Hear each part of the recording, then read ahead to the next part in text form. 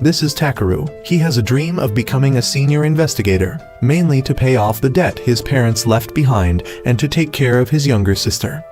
In the academy, Takeru is always mocked by everyone because he only uses a sword as a weapon, as they believe Japanese swords are outdated and haven't been used since before the Great War. They call him the sword-obsessed idiot of the loser squad. Although it's very hurtful, Takeru has to endure it. As usual, he goes to the squad's meeting room.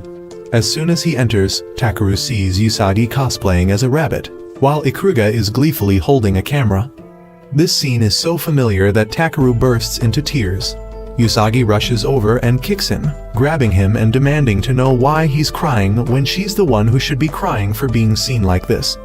But no matter how Takeru tries to defend himself, he's still called a pervert.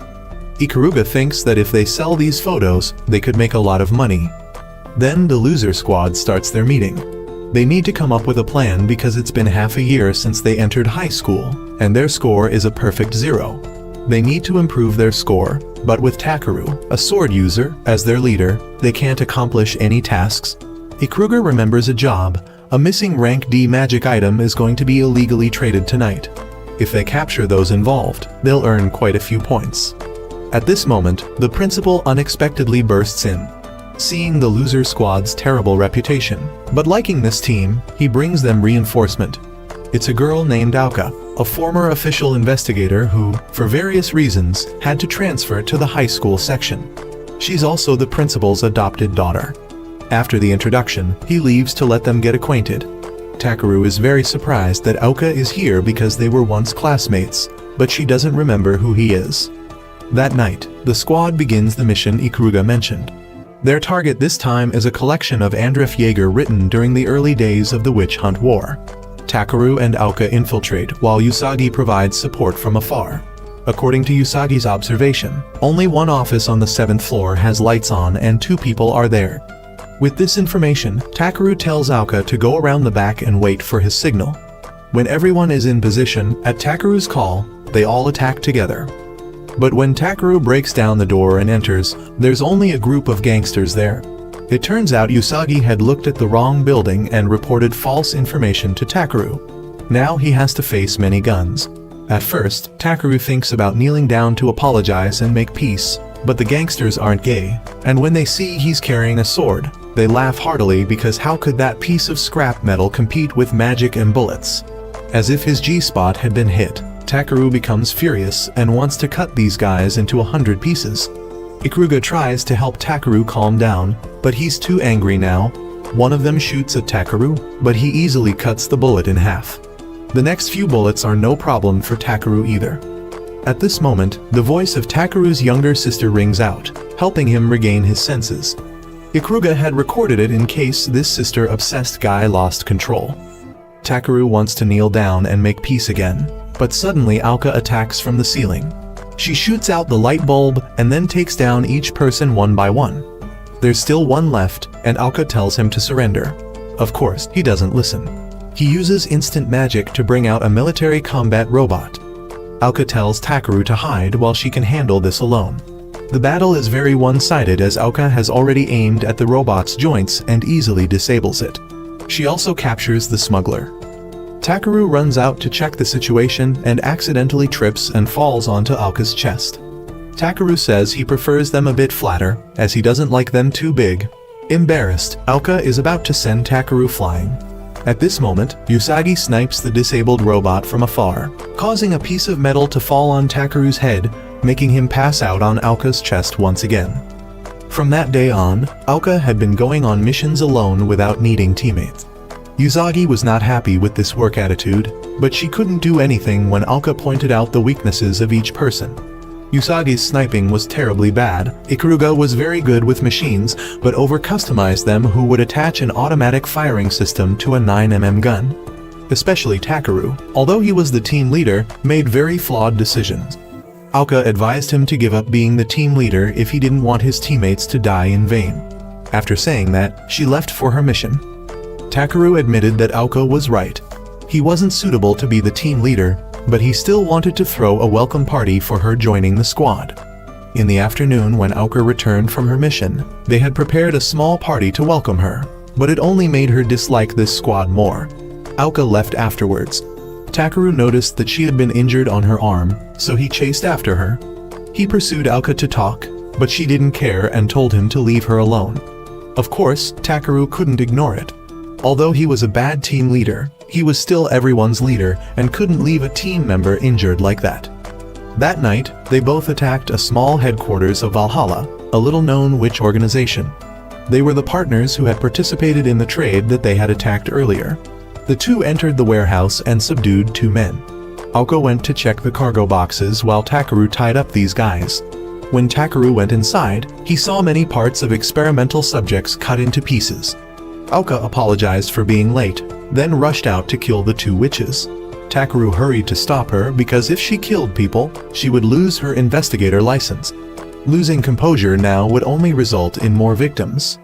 But Aoka revealed that her family had been killed by a witch. She had everything taken away from her, so she hated witches and everything related to magic.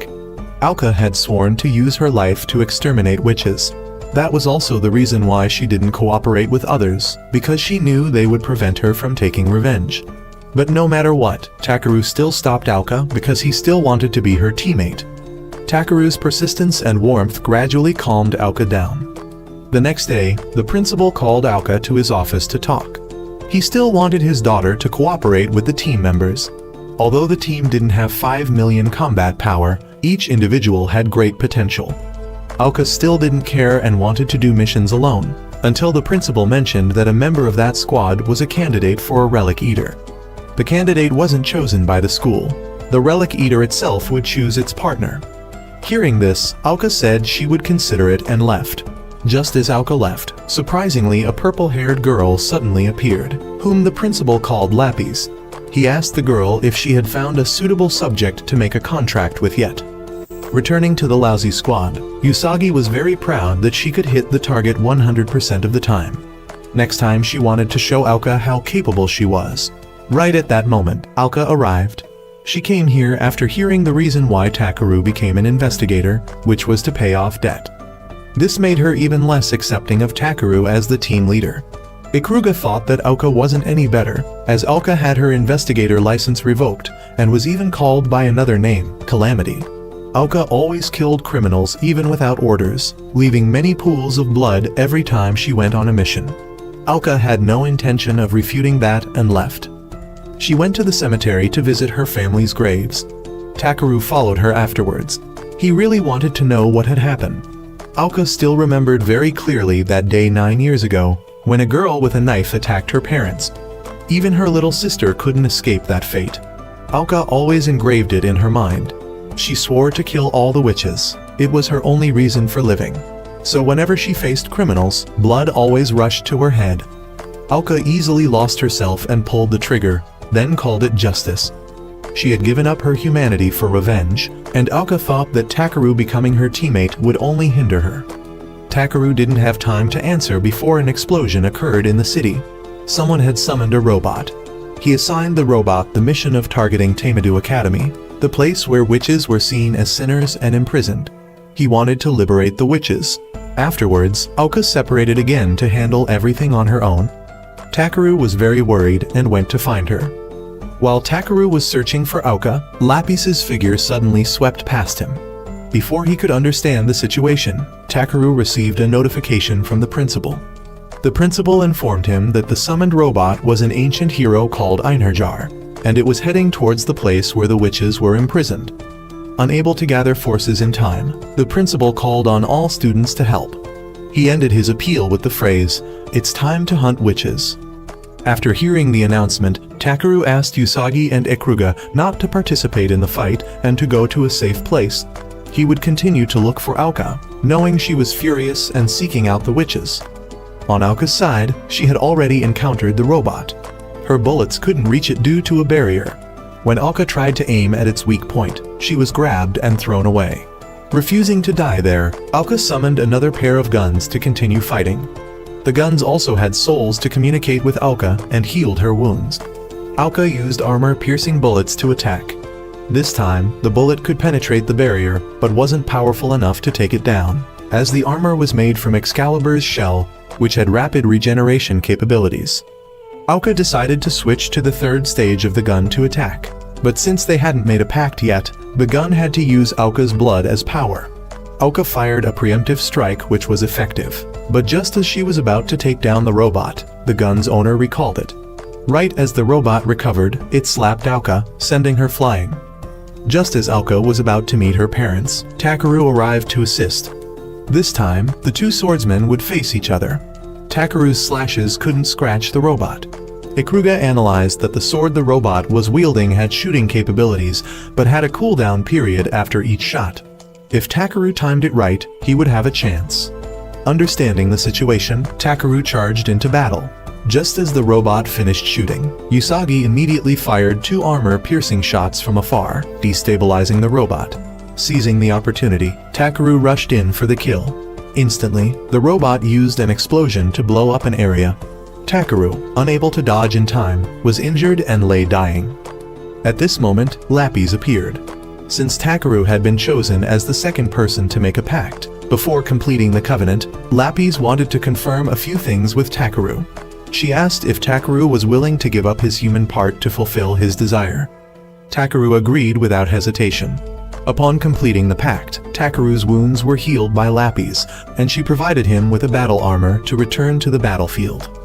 Lapis appeared again, revealing that she came from the Relic Eater line and could originally only be used by investigators. She said she would explain more when there was time, but for now, Takeru would continue to fight. This time, he didn't need to dodge but directly slashed the bullets. The power of both sides was now evenly matched.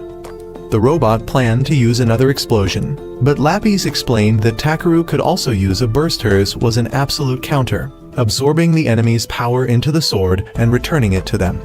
Just as the monster launched its attack, Takeru concentrated power into the sword, making it glow, and delivered a final blow to defeat the enemy. The summoner was satisfied with this result and left. Afterward, Takeru sat down to talk with Aoka. He couldn't say he understood her situation or advise her not to seek revenge, but instead, he wanted Aoka to trust her teammates. He would shoulder half of that burden for Aoka. Then Takeru collapsed on Aoka's lap. At the principal's office, an investigator had captured a witch believed to be an accomplice of the recent witch incident. However, her memories had been erased to prevent information extraction. The principal thought her accomplices might appear to rescue or eliminate her, so he brought the witch to his academy. The next day, the principal called the lousy squad up to commend them as well as explain everything about Lapis. In general, the other Relic Eaters had already chosen new owners for themselves. Only Lapis was without an owner. As the only sword-type weapon, she wanted to choose someone with excellent close combat abilities, and that was Takeru. There was only one drawback. Lapis really liked to appear in human form. The principal didn't want her to cause confusion with other students, so he had to put her in the same class as Takeru. He even made fake documents for Lapis as Takeru's sister. Moreover, today he called the entire squad up here not only to praise them for the riot incident, but also to assign another mission to the squad. Then he called in a girl. She was Mary. The principal explained that the academy had just implemented a new experimental system that allows witches to enroll in the school and join the Investigation Institute. In other words, Mary was the first witch to enroll. To avoid unnecessary incidents, the principal wanted the squad to protect Mary. Of course, Aoka didn't like this idea at all. As soon as they got outside, Mary wanted to go alone to have some peace and quiet. Everyone thought it was fine because she was wearing a tracking collar, and if she used magic, it would explode. Only Aoka insisted that Mary report in detail everywhere she went and what she was doing. Naturally, Mary didn't agree, and the two erupted into an argument. The following days weren't any better, with both of them constantly sniping at each other, even during lunch. They argued over a piece of cake, and when Takeru tried to intervene, they both punched him. Afterwards, Mary bought a cold drink for Takeru to treat his wound. He also apologized for Aoka's behavior. Mary thought this was normal because the enemies of investigators were witches. Takeru didn't think so because he didn't see Mary as an enemy. He thought if Mary wanted to be an investigator, then he would see her as a teammate. Moreover, from his observation of Mary, he found her to be a very good person. Takeru revealed that he didn't join the academy simply because he hated witches. As for Mary, she wanted to become an investigator because she wanted to show people that magic isn't as dangerous as they think. She wanted to change the world's perception and show that not all magic is dangerous. It can also save people. Mary wanted to do many good things to prove that it's not evil. The two became closer after that. Going back to the summoner from before, we now know that Mary had cooperated with him to summon the robot, on the condition that he wouldn't kill innocent people. But he didn't listen. When the investigators came for him, he killed them without hesitation. Before Mary could realize the situation, he had erased her memories and left, causing her to be arrested. He didn't want to kill Mary right away. He wanted to torture her mentally. In the squad's room, Auka and Mary argued again, with Takeru having to intervene. Auka was surprised when Takeru called Mary by her name. Realizing the issue, Mary continuously got close to Takeru to provoke Auka, and it worked. At this point, Usagi spoke up, saying there was another issue they should worry about more than how they address each other: the Academy's autumn tournament. At the announcement board, Takeru met his old teammate, but he didn't seem to like Takeru's squad appearing on the competition board. He said Takeru's squad would meet his team in the second round, but it seemed unlikely because he didn't think Takeru's team had enough strength to pass the qualifiers. Takeru didn't care and went home. At the academy gate, Mary was waiting for him because she had decided to live with Takeru for protection. Of course, Auka would come along to protect and keep an eye on Takeru. At Takeru's lodging area, the place exuded a scary aura, with many crows around, making Auka very scared. When they reached Takeru's room door, he gave Mary the key to enter first while he went to buy groceries. Mary wanted to go with him, but Auka stopped her because she was very afraid of ghosts. Outside, there were other investigators following to see if Valhalla had any movements. In the evening, when Takeru returned with groceries, Mary had just finished bathing, and he accidentally saw her body. Mary thought it was normal until Auka came out. Auka tripped and fell onto Mary, and both of them ended up on top of Takeru. The very next day, the tournament opened. Takeru's team faced many difficulties because the members didn't coordinate well. Takeru could only wait for the enemy's openings to attack, but he was constantly being provoked and called a lousy swordsman. Ikuruga also wanted Takeru to get angry and end this quickly. Although very frustrated, Takeru didn't want to lose his cool so easily. He wanted Auka to act as bait and buy him some time. Then Takeru rushed out to fight. Feeling the mockery of everyone towards the lousy squad, Mary couldn't stand it anymore and immediately rushed out to act as bait for Takeru. This was also the momentum for Takeru's team to win. The MVP today was Mary, and Auka somewhat acknowledged her. Afterwards, everyone went to the food stalls to celebrate. At this time, Auka went to the principal's office to report. She accidentally read Mary's file and learned that Mary was related to Valhalla. She had been arrested on charges of murder. With this information, Auka reported everything about Mary to Takeru before the match. The fact that Mary was a murderer was undeniable. Anyway, they both still needed to clarify a few things related to her arrest and the mission assigned to the team. Above the arena, the investigation team was increasing the defense layers around the tournament. The principal also arrived shortly after. The captain questioned why the principal deliberately let Auka know about the report on Mary. But what the principal cared about now was whether Valhalla would appear or not. Then the second round began. Before both sides could fight, suddenly a girl from the opposing team had severe stomach pain, and from there, many black threads emerged attacking everyone. From the girl's body, a giant flower sprouted. When it bloomed, the witch appeared again. He called himself Haunted, the commander of the Valhalla army. Today he came to take Mary back, but Mary didn't remember who he was. Of course, Takeru didn't allow it. He rushed out to protect her. At this moment, the captain ordered to open fire on Haunted, telling them to shoot continuously even if he turned into a lump of mincemeat. The principal wanted the captain to capture him alive instead of killing him, but the captain refused, saying if they didn't kill him, they would be the ones to die. The magician went berserk. He used magic to trap Takeru, Auka, and Mary in a dark space. Outside, the captain ordered to continue shooting, but it had no effect.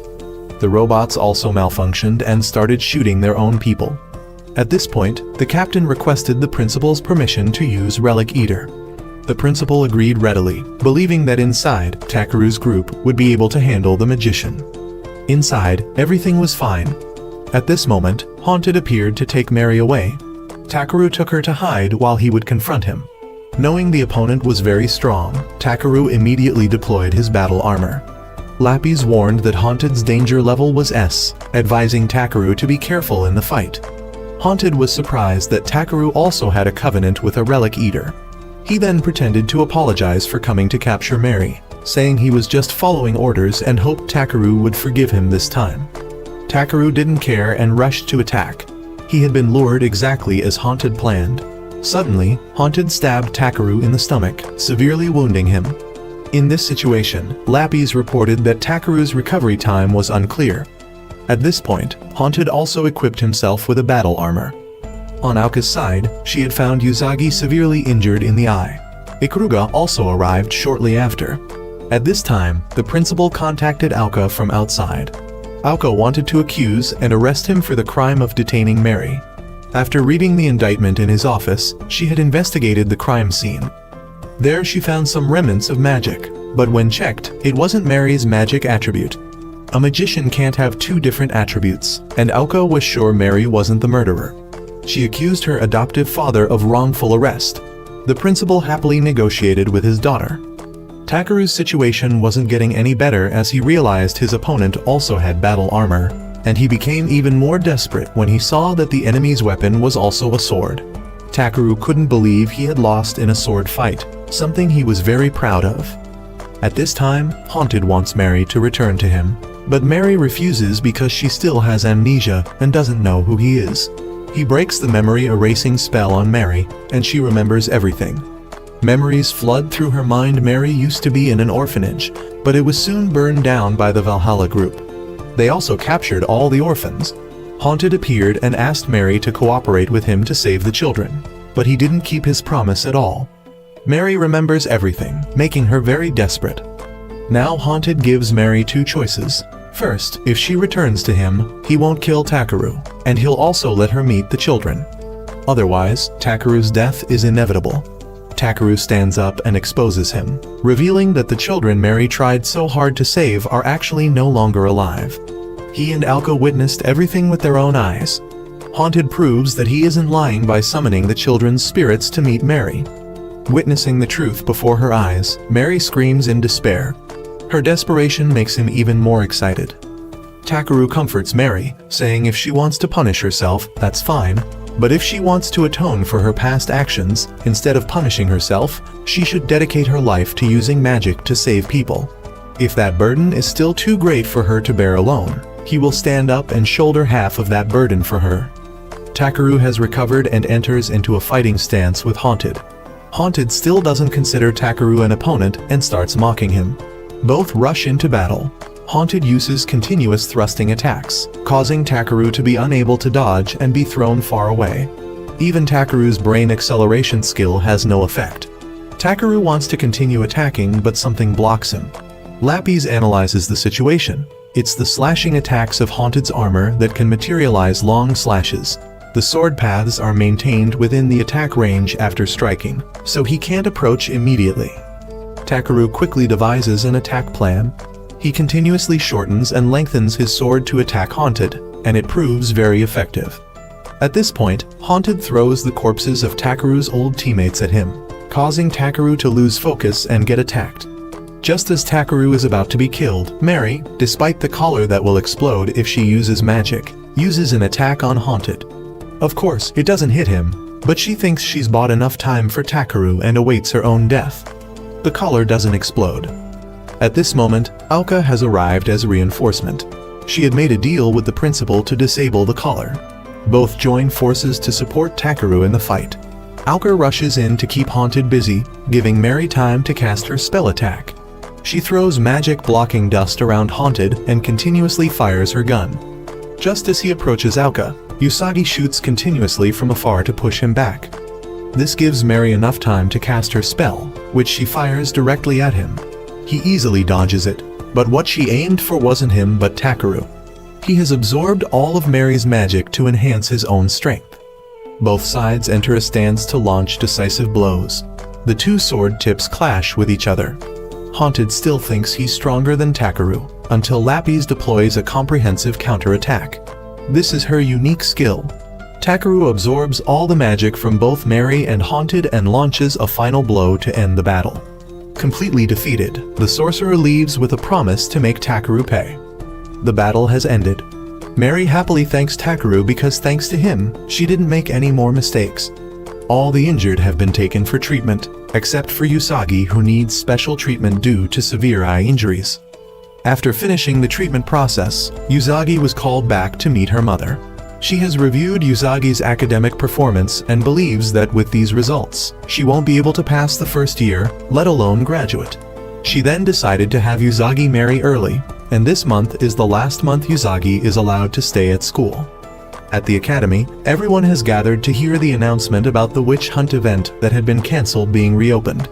Initially, Takeru wasn't very interested in this festival until he learned that the academy would add a special currency for the festival. They can use it to exchange for points and can also exchange it for cash. Aoka wants to oppose this and advises everyone to focus on doing missions, but Takeru doesn't listen, and he starts to discuss strategies for the festival. They will earn a lot of money for Takeru to pay off the debt his parents left behind.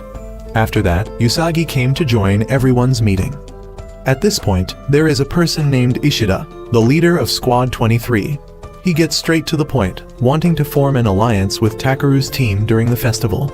Since their team also has few members, they want the two teams to support each other. With additional support, Takeru agrees immediately, but Usagi seems unhappy about something, showing an uneasy mood outside. While Usagi is thinking, she accidentally bumps into an acquaintance. It seems he did something in the past, so when Usagi faces him, it makes her very scared and collapse. Just then, Takeru passes by and sees this scene.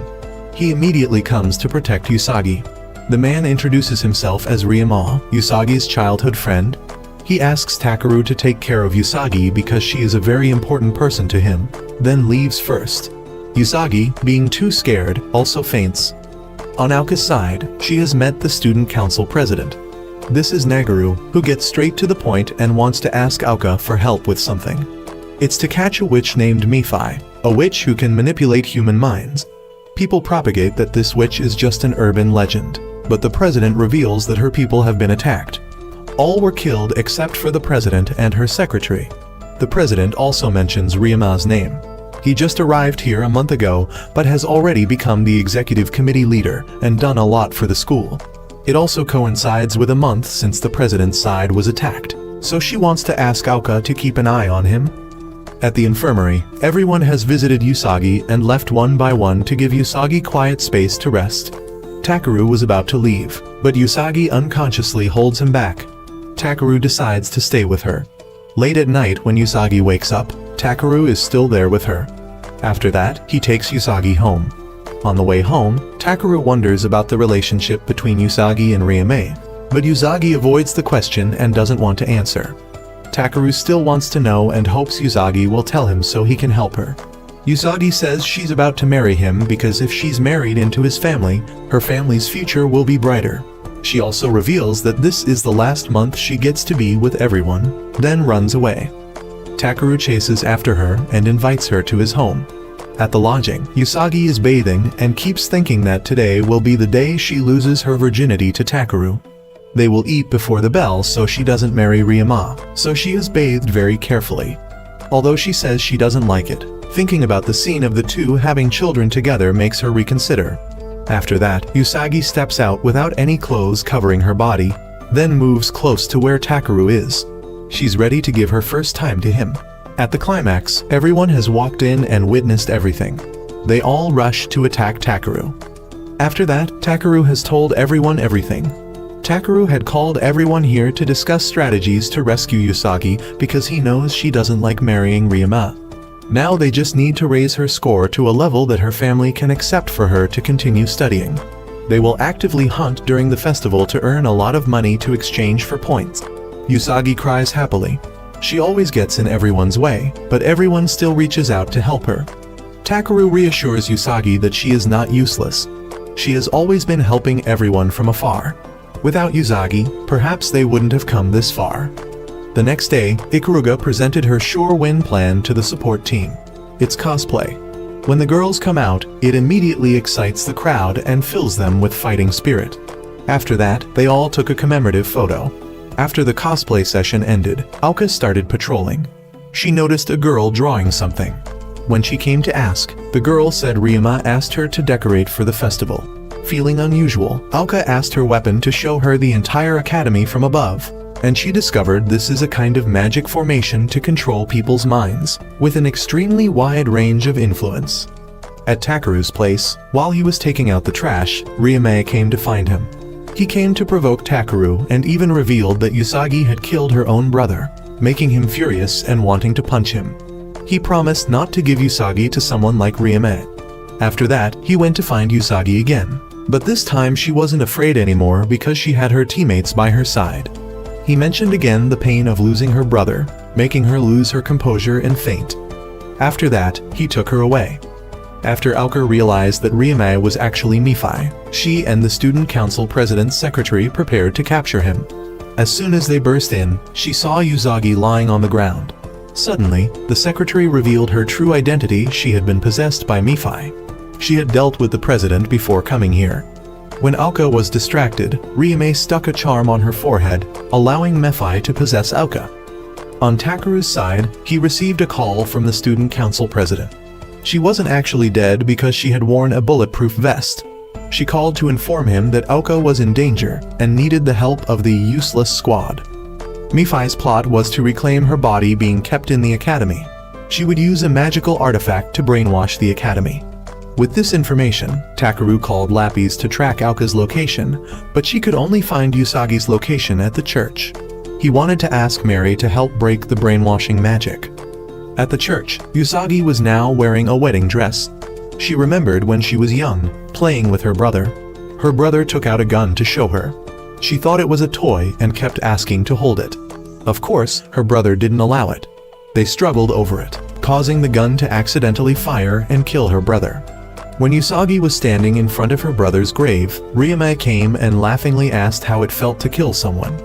Usagi refused to answer, making him angry and slap her. He then declared that she would be his in the future. When Usagi woke up, Ryoma was sitting on top of her. He said this was their wedding night, but Usagi firmly refused, making him furious for all his preparations. He slapped her. Usagi helplessly let him do whatever he wanted. In the moment of about to lose everything, she looked at the picture she had taken with everyone. They all promised to stay by her side to help. Not wanting to disappoint everyone, Usagi fought back. She bit him on the shoulder, then threw him to the floor. Ryoma angrily transformed and tried to make Usagi submit to him. Just then, Takeru arrived. He kicked Ryoma into the wall, then told Usagi to leave first to help Mary save Alka. As for Ryoma, he would beat this pervert to a pulp. Usagi wanted Takeru to promise that after everything was over, she wanted him to pat her head again. Takeru agreed, and Usagi left. Fighting this guy, Takeru only needed one move to finish him. He even pretended to finish him off to scare him so much he wet himself. After that, Takeru left to find everyone. At Usagi's location, she had been given 2 special bullets by Ikaruga to shoot at Alka. When hit, the soul possessing Alka would be dealt with immediately. However, Usagi needed to aim at non-fatal areas.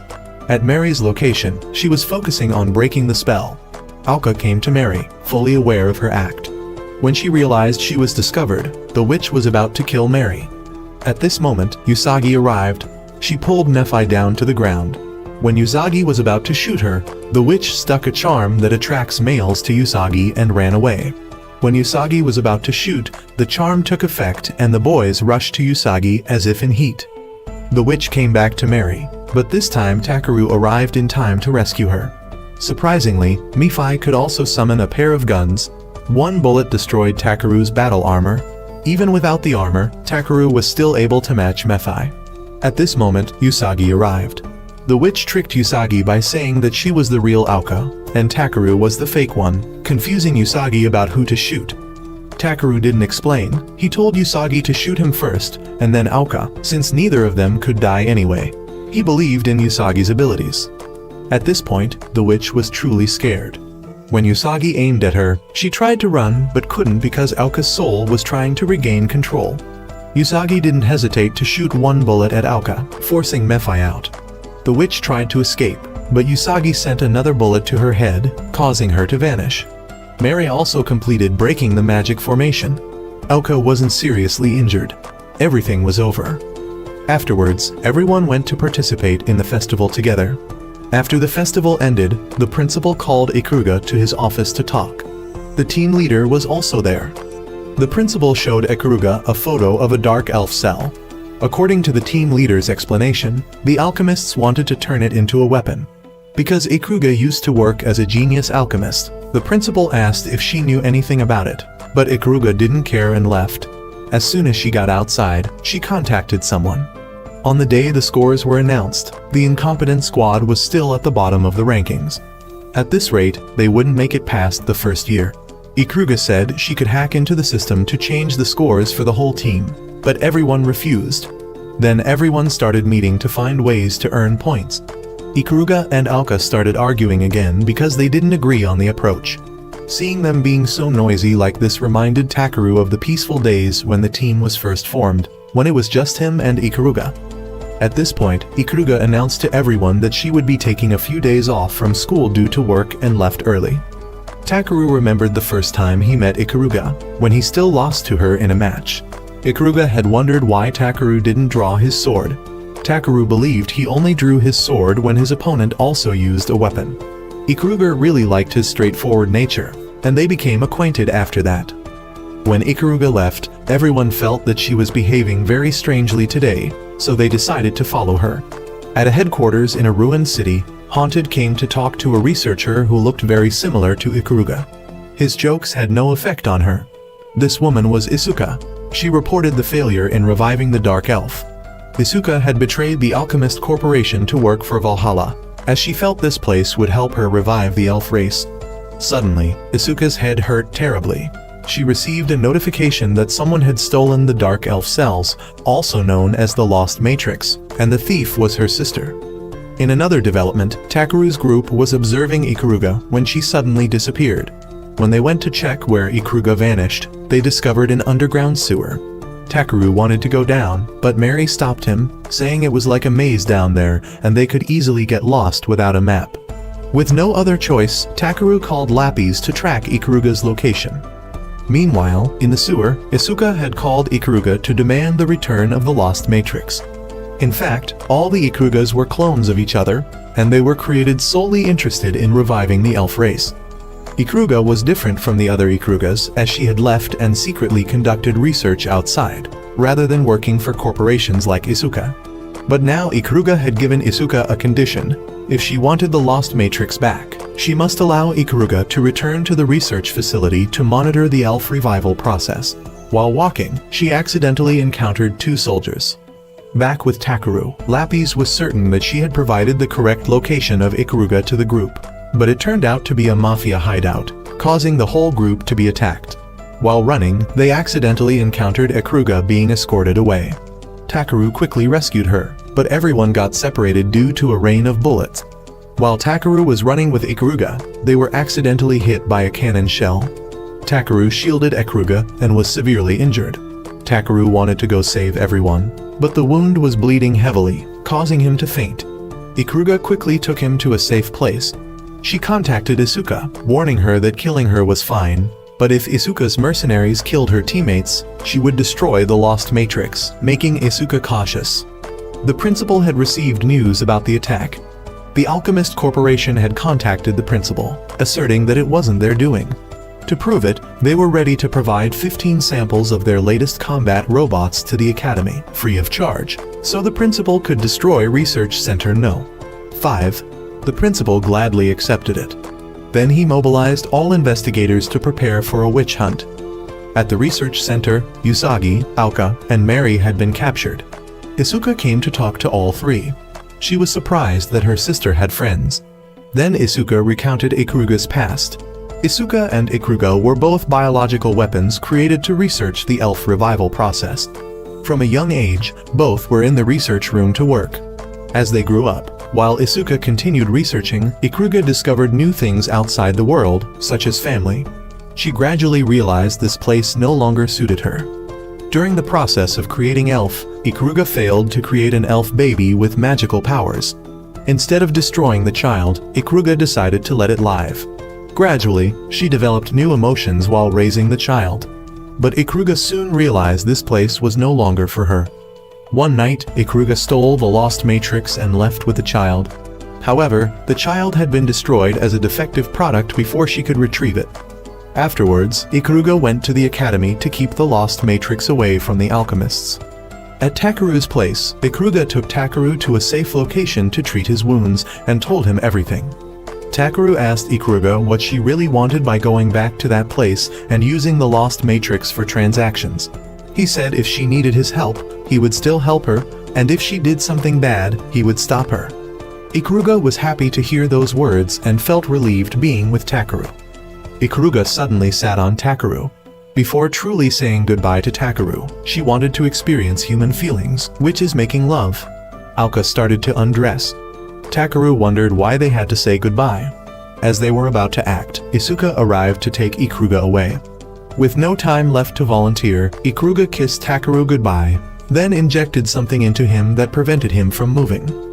Afterwards, Ikuruga met with Isuka. As per their deal, she had the others released. Usagi wanted to return to the research center to save Ikuruga, knowing Ikuruga had done something to help them escape.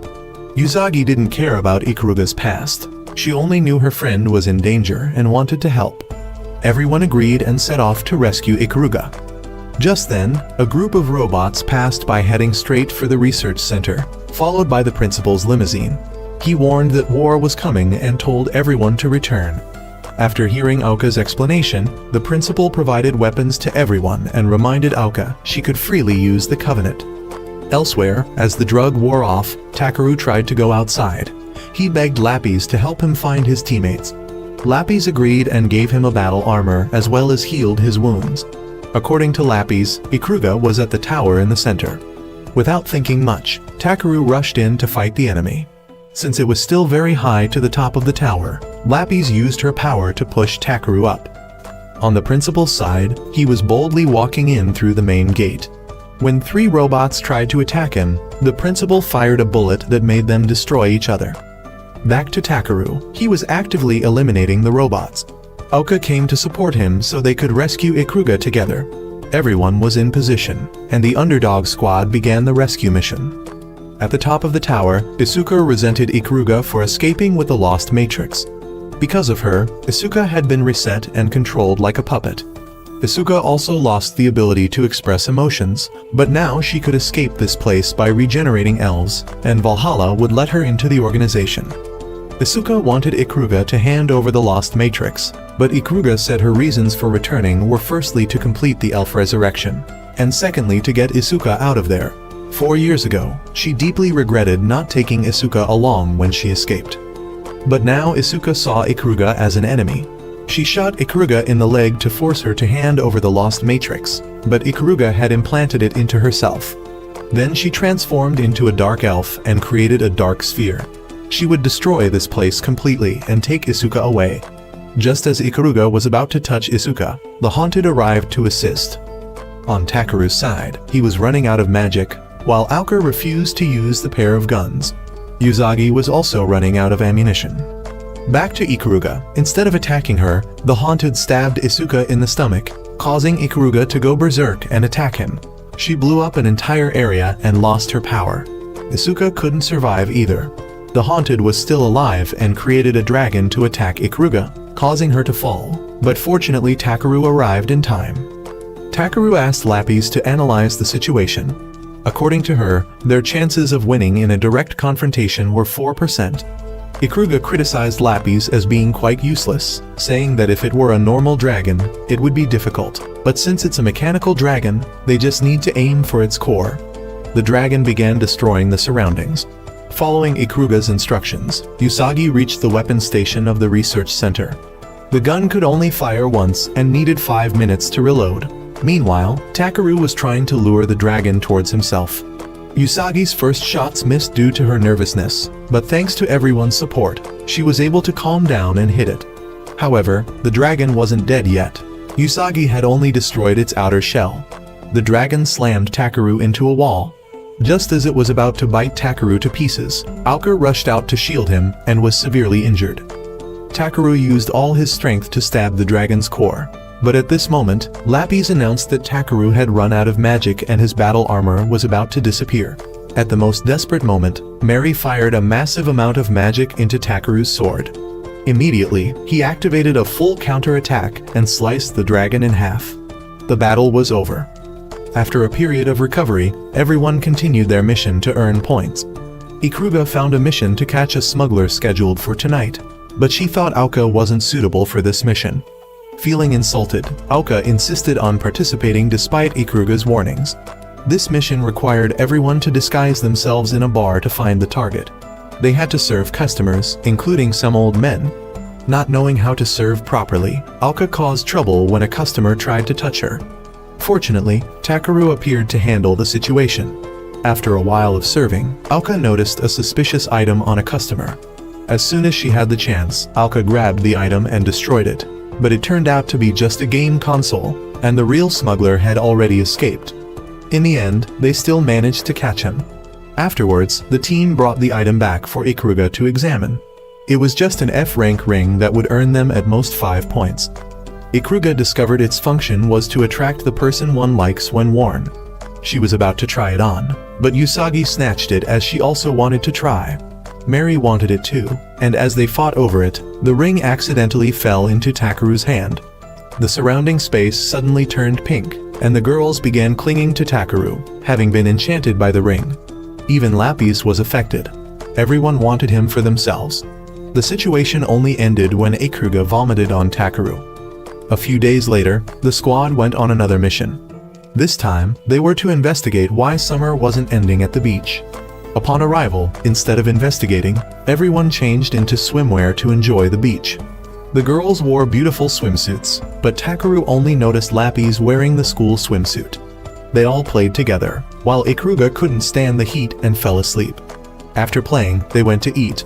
While eating, Takeru suddenly had a stomachache and rushed to the bathroom. Lapis wanted to follow but was stopped. At this time, Aoka noticed many injured people. Lapis analyzed that they might have been attacked by a monster that could make summer last forever. Usagi wanted to investigate in the sea, but Aoka couldn't swim, Ikuruga was lazy, and Takeru was desperate in the bathroom. With only 3 people left, Lapis came up with a plan to investigate by using Usagi and Mary as bait for the monster. After a while, the monster actually appeared and started dragging them down.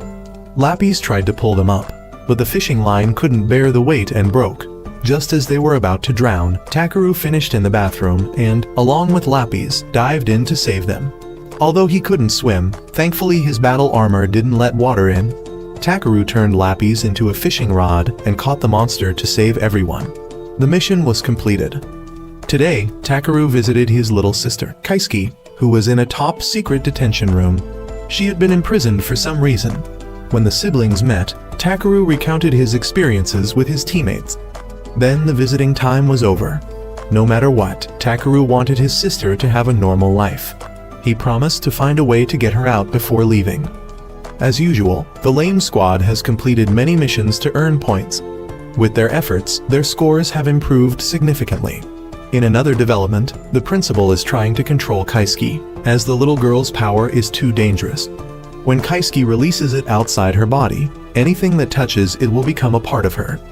This corrosion will continuously repeat without stopping, and it will eventually devour the entire planet if they don't do anything. Therefore, the principal is forced to kill Kaisuke repeatedly every time she resurrects. Just at this moment, there's another warning. Kaisuke has lost control again and is unleashing her power. The team leader must personally confront Kaisuke. Takeru's group continues their daily mission. Their target this time is a wizard. They disguised themselves as tissue distributors to approach him. When Usagi offered, he didn't take it, but when Mary offered, he quickly took it, proving that this guy likes flat chests. However, he soon realized something was wrong with the tissue and turned back to attack the team. The bullets he fired suddenly grew into monster trees. Everyone stayed behind to deal with them while Takeru chased after the wizard. When he chased him to an alley, Kaisuke suddenly appeared. She had already obliterated the wizard and came to meet Takeru. He was surprised that his little sister had escaped and found him. Then the little girl fainted from exhaustion. Everyone else caught up, and instinctively, Takeru pointed his sword at them to protect his sister. He warned that no one should come near the girl, as they would die if they touched Kaisuke. Aoka persuaded Takeru to calm down so they could help him. Then the team took Kaisuke to a safe place. On the principal's side, the team leader had failed to stop Kaisuke. Fortunately, he was still alive. The principal said they needed to capture the girl immediately before the entire city was destroyed. Back to Takeru, Kaisuke finally woke up, but she was still very scared. She clung to Takeru when Aoka tried to talk to her. Seeing this, Aoka pulled Takeru outside to talk. Takeru then recounted the disease that Kaisuke had contracted. They couldn't leave her out like this because it would be very dangerous. Their only option was to take her back to the research institute.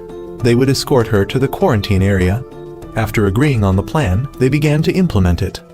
Then the girls came to meet Kaisuke. They started disguising her to avoid attention. The siblings had a brief private moment. The little girl was truly happy that Takeru had such good teammates. Then she made a request to her brother to kill her. Kaisuke regretted the deaths she had caused.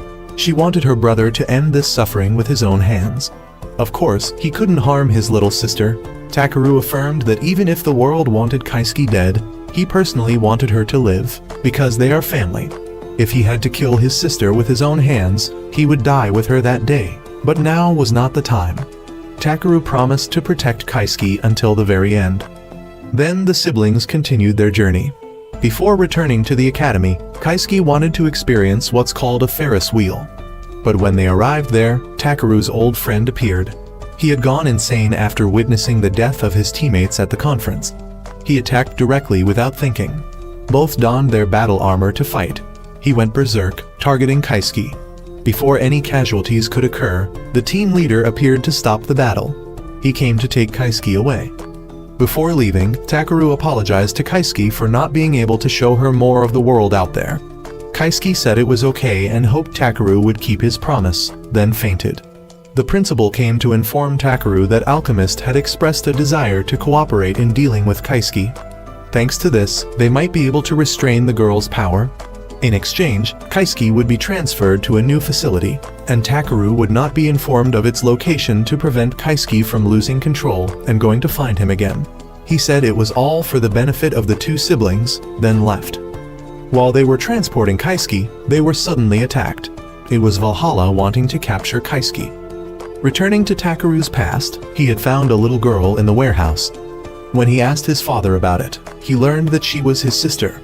It was revealed that daughters of the Takeru clan were born as demon vessels. For generations, they had a covenant to kill daughters immediately after birth. However, the demon's power grew over time, and now Kaisuke had become completely immortal. No matter what was done, the little girl could not die. Until one day, Kaisuke escaped and massacred many people. Takeru's father also couldn't escape the slaughter. With his last breath, he gave Takeru two choices: either kill his sister with his own hands or protect her. When faced with Kaisuke, he decided to protect her. When Takeru woke up, he was imprisoned with Aoka. She also wanted to help bear half of his burden, as he had helped her and others a lot. Later, the chairman used her connections to get both of them out. She also informed that Kaisuke had been attacked by Valhalla. Hearing this, Takeru immediately went to find his sister. Outside, Usagi and others were waiting. Everyone would help Takeru rescue his sister. On the captain's side, when he had eliminated the last one, a person from Valhalla appeared. He was one of Valhalla's leaders. The captain told Takeru's friend to leave first and escort Kaisuke, while he would face this person. In the car, this person wanted to eliminate Kaisuke immediately, as he deeply hated witches. When he was about to shoot, Takeru arrived just in time. Both of them continued the unfinished battle from before. He continuously fired at Takeru, who climbed buildings to dodge, then launched an attack that cut the man's gun into hundreds of pieces. He still wanted to attack, but Aoka arrived. He left with a promise that Takeru would regret not killing him now, then jumped off the bridge. Afterwards, Takeru tried to save Kaisuke. When he carried the little girl out, he could feel all the suffering she had gone through. The principal observed from afar, believing that Kaisuke's power was only fulfilling what the little girl wished for. The principal couldn't directly kill her, so when Takeru experienced the girl's feelings, he hoped Takeru could handle everything himself. At this moment, the Haunted appeared again. He gently pierced Takeru's stomach. Witnessing Takeru being wounded right before her eyes, Kaisuke unconsciously unleashed her power. It spread throughout the city, causing severe damage. The director of Alchemist came to meet the principal. She was Suzaku. Everything was part of their plan. The principal had to sacrifice an entire area to demonstrate the power of biological weapons. Then he bet with Suzaku on whether Takeru could kill his sister or not. The Haunted now wanted to use Takeru as bait for Kaisuke. Aoka immediately attacked. He engaged her, completely overwhelming Aoka. Taking advantage of the situation, he even stabbed her in the stomach. When he was about to finish her off, Kaisuke's power surged. With no other choice, Aoka had to make a covenant with her guns. After the protocol was completed, Aoka also donned an armor for herself. The Haunted also geared up to face her. The two fought extremely intensely. At the first opportunity, Aoka punched him into a wall, then took Takeru and ran away with the others. Next, they needed to stop Kaisuke. Ikuruga believed that to restrain the little girl, they had to continuously kill the leaked power until Kaisuke calmed down. Because of the immortal body,